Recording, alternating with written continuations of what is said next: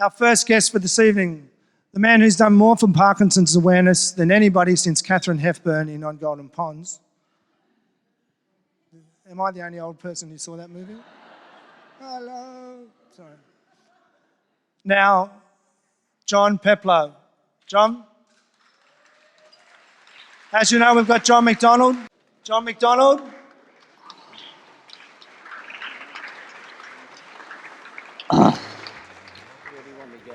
Just here. And the man, the myth, the legend, Bernie Mac.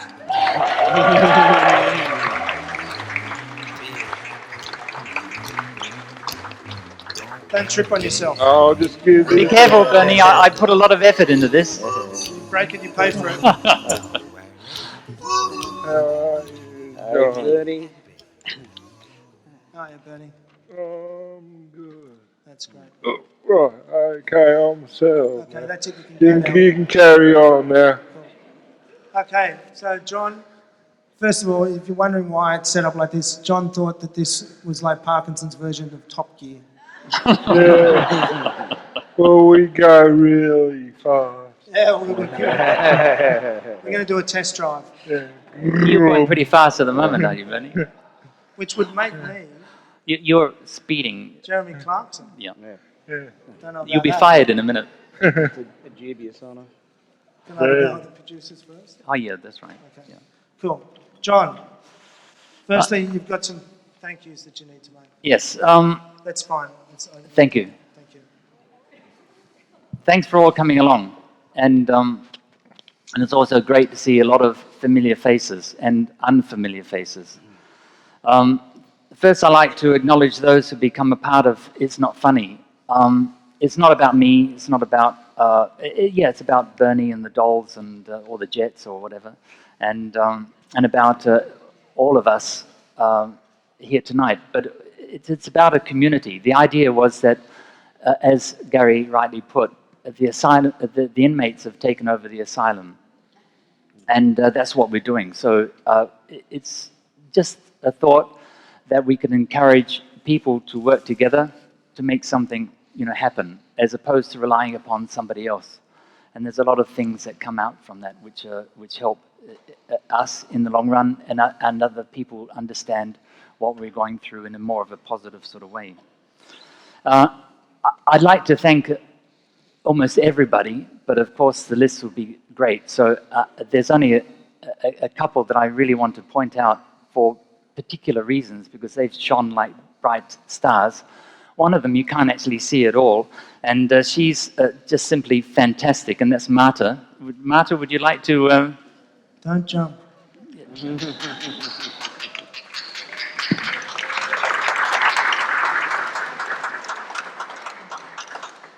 And Michelle from the Garvan, she knows where she is.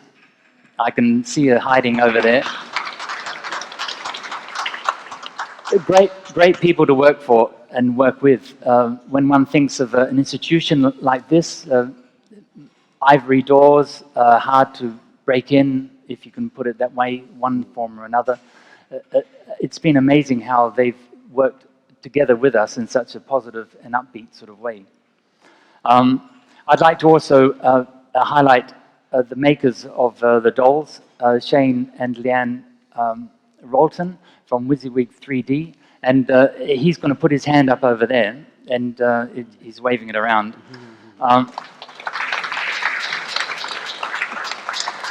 Bernie's saying hi. Look.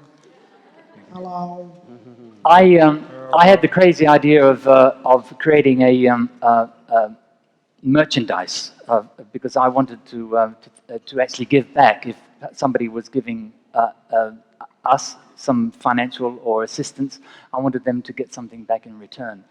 And I spoke with a doll manufacturer, and soon realized it was an incredible task to get something like that out into the public arena. And then I had the crazy idea to create some small artistic pieces, if you can put it that way, not realizing the journey I was going to go down. And this is about a year in the making. But it was very hard to try and figure out what the process of 3D printing and scanning was all about.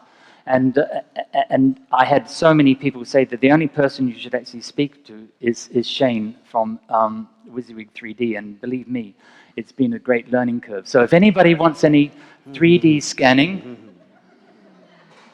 their car remodeled, their wife, kids, or something like that, go and speak to him, because he's not only interesting to talk to, but also very helpful about learning about 3D.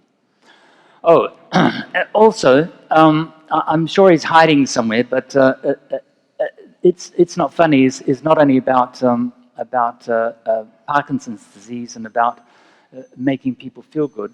It's also a celebration of, I think, one of the best photographers I've actually worked with ever, and that's John Friars. And I'm just wondering where he's hiding at the moment. So put your hand up over there.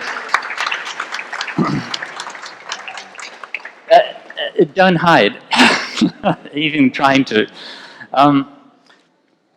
John is one of the most humble people I've come across, and he's embraced the art of capturing the people beautifully, and I think the images speak a lot for themselves. So he's probably saying, thank God they speak for themselves, because he's, apart from being shy, he's probably wants to leave at this moment and go down to the pub and have a beer. That will be done. We'll have that beer afterwards, don't you worry about that. Speaking of beer, Zoe, do you want to sort that out for me? Sounds like a plan. I've got a beer coming for you, mate. So we have a... Just want to tell the story, Bernie's story. What did the guys at... Thank you. That's what Bernie got when he first got diagnosed and walked into the pub. Yeah. The guys brought it out in 2 glasses so he wouldn't spill it. Oh, I didn't spill it. So don't only thinking of me. Yeah, I'm sure you won't spill a drop this time either. You knock it back. Yeah. Are you gonna drink the other one? Yeah.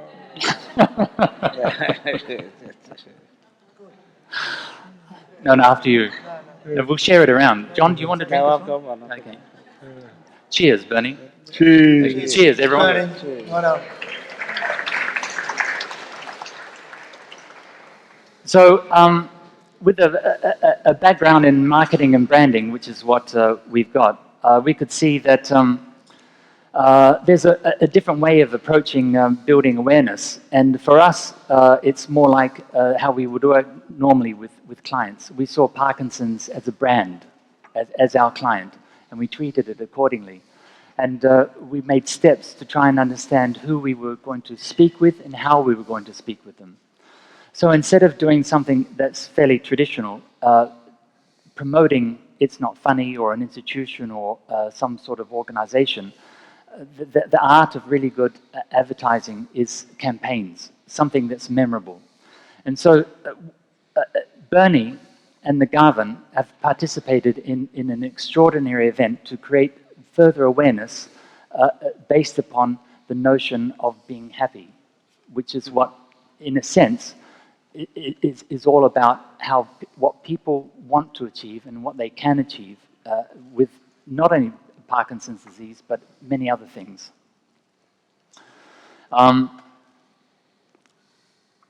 We have 2 primary audiences. The first audience is the people that don't know about Parkinson's, that could learn a little bit more about it, because there's not a lot of marketing and not a lot of awareness that's going on. Being exposed to the illness myself in the first place made it very aware that I was living almost in a vacuum, not knowing what the illness was about and what I could do with it. So I guess what we've done is just taken that extra step to loosen up the channels so that people that don't know anything about Parkinson's can learn about what we're doing and what other people are doing, so that they can understand how they can treat and help people in the long run in a very unoffensive sort of way. And then our next most important audience are those that have just been diagnosed, like myself, like Gary, been 4 years into the diagnosis, not quite sure what's going on. there's a phenomena which is actually quite scary and a bit sad, really, is that a lot of people close up because they're not sure what to do about it. And because it's such a slow progression, it gives you time, probably, which is not a good thing, to recede back into your own shell and be worried about how you come across to other people. If you're in a professional organization and you're concerned whether you will be dropping the ball and not performing as well as you could do. So a lot of people go into hiding. We're not going into hiding. We're actually sort of exposing ourselves and letting you see what it... What? Sorry, didn't I tell you? No, I didn't mention that. No. Sorry. You got clean undies? We won't be exposing ourselves. I didn't... Sure, good, I'm very pleased. No. Yeah. I had the idea that we could expose ourselves, but... Anyway, enough of that. Well, Yeah. So what surprised us is that a lot of people don't hear about the good news, and the good news is not broadcast that well. And we've figured out that bad news makes you sick. Good news makes you feel good, and it certainly helps. This journey that we've all gone through together in creating the dolls, for instance, working with WYSIWYG 3D, John Fry's the photographer, Bernie, who just can't stop sort of feeling good, just makes us feel better, not only health-wise, but mentally as well. It's worth a clap, isn't it, really? It's hard to clap when you've got a teacup in your hand. So, It's Not Funny is not a fundraising organization. We don't really sort of exist. We're just a movement. We're just a collection of people sort of generating momentum. We're like the tumbleweed rolling down the main street, and we're gathering momentum. And where that's going to take us, we don't really know. The tumbleweeds are in desolate places. Yeah, well, yes. That's right. Thanks, Bernie. But we figured that we probably need to get a little bit of support as we're going along, because our own pockets aren't so deep as we'd like. Our pockets have our own shaky hands in them. Yeah, we've got our hands in the pockets, and also other things like pills and all that sort of business that are sort of filling up. Yeah, and the guy in the kebab shop was particularly concerned. To put his hand probably in Gary's pocket. Maybe. Yeah. Just try and bust a move on me. Yeah. Yep. Okay. So Bernie is offering his paintings for sale. And On that, I might just get John, as the art critic, we've got you in to work out which ones are upside down.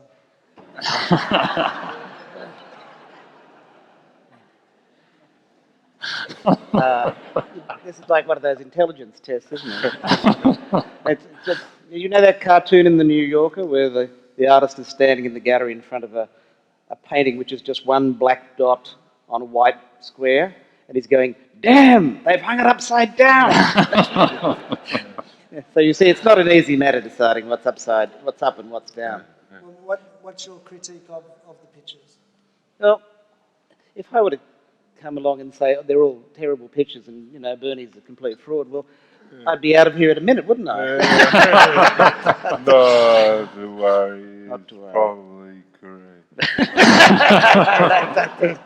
Underneath all of them, there's a picture of a sailing boat with numbers. Well, weirdly enough, doing the thing that everybody does when you've got to talk on a forum about a subject in which you know relatively little, I did the Google search to talk about whether people who had been turned into artists by brain stimulation or brain surgery, what happened? And there was a story about someone who was an abstract artist and who had brain surgery and came out painting very neat little still lifes. So it was a complete turnaround from doing things which were originally abstract, they went into still life. And then other people who had no artistic inclinations who became designers and whatnot. So there's definitely something going on there. But what's fantastic, I think, about Bernie's work is the spontaneity of it. I feel, and also the invention. Well, look, I mean, I know artists whose entire careers have been devoted to just one thing, you know, like a piece of masonite painted brown over and over and over and over. And they don't even have Parkinson's.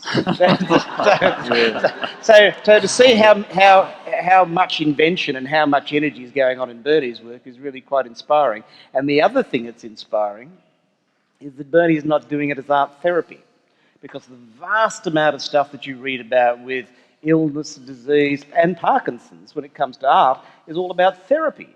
And there's a huge website saying the Parkinson's Art Gallery, and you walk your way through it.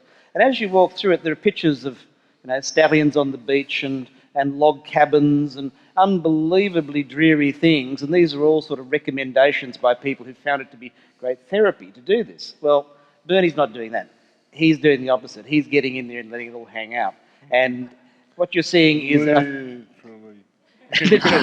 you're getting an unadulterated expression of sort of joy and, you know, joie de vivre in these pictures, as opposed to this rather stiff idea of doing something because it's good for you. Bernie, they do say that to sing the blues, you have to live the blues. Do you think that's the case, or do you think something was stimulated when you had your operation that changed the way you were? Well, so I have to get my wheels turning anyway, yeah. That's what the beer was for, Bernie. Yeah, I should have a martini that really rock things along. One martini, please. Shaken, not stirred. Yeah. I told you they come in handy. Anyway, getting back, where were we? Do you think something was stimulated when you had the deep brain surgery? Yeah. Well, I always loved art, but never physically did any. And my art teacher, Mr. Van Newick, when I was at school, so I was absolutely hopeless. So he said all I used to do was make a big mess. I think that has continued a bit. But you got better at making a good mess. Yeah, well, my ability to draw for detail is just not there. What you do, you throw it, you chuck it, you put the garden hose on, then you throw in some more, and then you get your bloody hell, anyway.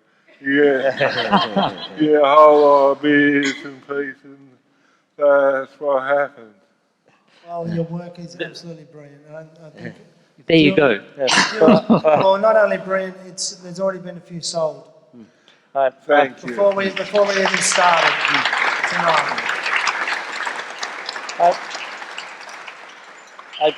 I told Jan Senbergs, who's a very well-known Australian artist, who has a retrospective that's just started at the National Gallery Victoria, only last week. Can you organise that for me? Well, you're on the way. I told him. Now you're rolling. Well, Jan has been diagnosed with Parkinson's disease. Jan's had a diagnosis of Parkinson's that he's known about for about a year and a bit. And when I was down there, I told him about Bernie. And I said, Bernie went into this operation as a businessman and emerged as an artist. And Jan said, oh, maybe I should have one and I could come out as a businessman. Let me tell you, it's not very exciting. No, I said you might come out as an abstract expressionist. He said, oh, I wouldn't like that.